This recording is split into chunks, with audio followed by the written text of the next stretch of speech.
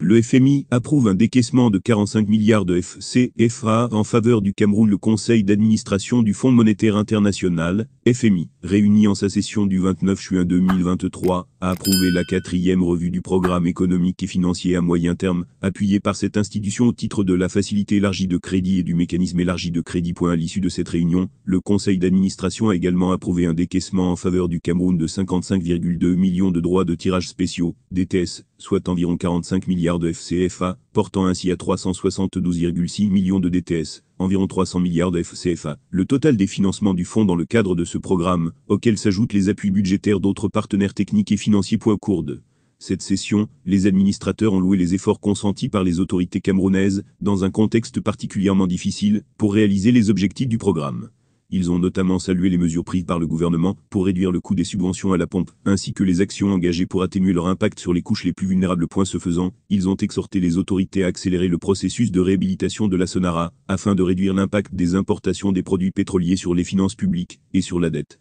De même, ils ont encouragé le gouvernement camerounais à poursuivre les réformes structurelles, pour disposer davantage de marge budgétaire pour les investissements publics et des dépenses sociales. Le gouvernement camerounais, pour sa part, a tenu à exprimer à nouveau sa gratitude au FMI pour ses divers concours financiers et ses précieux conseils dans la mise en œuvre des réformes structurelles, dans un contexte économique et sécuritaire difficile, doublé d'un environnement international incertain. Sous la supervision du président Paul Biya et la coordination du premier ministre Dion Gut, les autorités camerounaises disent rester engagées à poursuivre et à approfondir les réformes contenues avec l'ensemble des partenaires techniques et financiers, afin d'accélérer la croissance économique et améliorer les conditions de vie des populations.